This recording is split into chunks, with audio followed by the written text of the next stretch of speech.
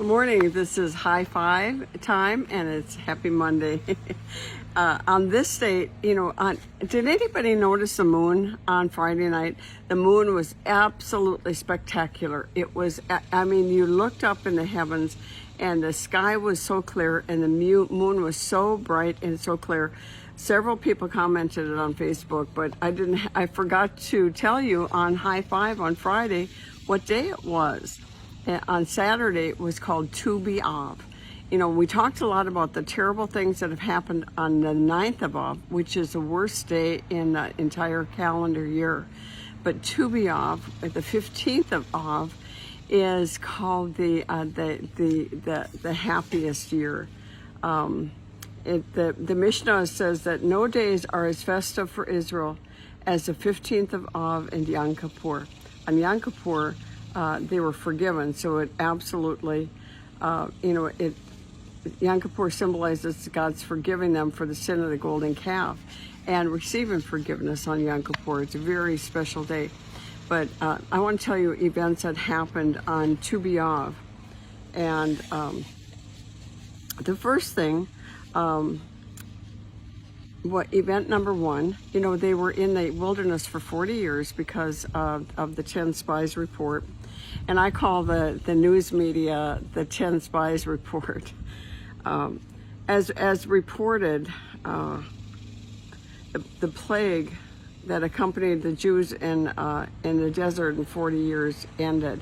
They realized, on every year on the 9th of Av, the people that had, believed the 10 Spies Report, they would dig your own grave, and many of them would die in that grave, and the rest would get up and know that they had another year to live.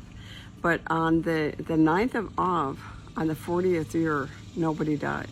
So they thought, well, maybe we have the date wrong. So the next day they laid in their graves again, and the next and the next. And finally on the 15th of Av, they realized that God, that all those that had believed that report were gone. And so they had this wonderful celebration of with the full moon that they were forgiven. The second thing that happened during the post-Exodus generations, InterTribal marriage was permitted, and there's a lot you can say about that, but this is one thing that they remember. Number 3 is the tribe of Benjamin was saved from extinction. In the book of Judges, they were almost totally wiped out because of the homosexuality that was in the tribe of Benjamin, but they were saved from extinction on that day. Number 4, the Romans permitted the burial of the Jews killed at Betmar Revolt in 138 BC. Now, CE, that's Common Era, so that would be AD in our timing. Now, what's interesting about that is after the Romans destroyed, I'm going to read this. After the Romans destroyed the Second Holy Temple, the Emperor Hadrian planned to transform Jerusalem into a pagan city, site of a shrine of Jupiter on the side of the temple. This led to a Jewish revolt of Simon Bar Kokhba, whose guerrilla army succeeded in actually throwing the Romans out of Israel and establishing, for a brief period of time, an independent Jewish state. It required large numbers of Roman troops to crush the result. Bar Kokhba made his final stand in the city of Betmar, located southwest of Jerusalem. It estimated that hundreds of thousands of Jews lived in Betmar, and they were all massacred until the blood flowed into the Mediterranean Sea. Now, I wanted to read that because that is an amazing statement. Further, the Romans did not allow the Jewish bodies to be buried.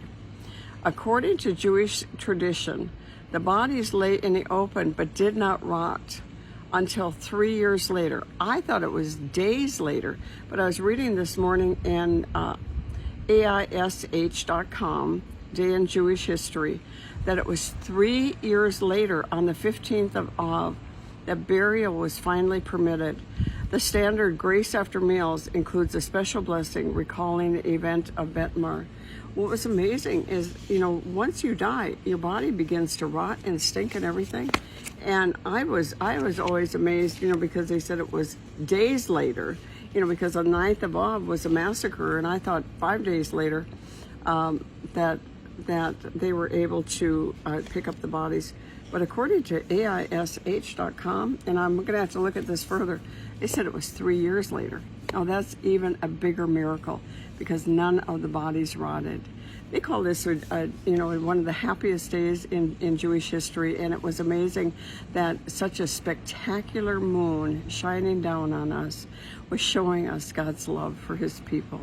Amen. God bless you.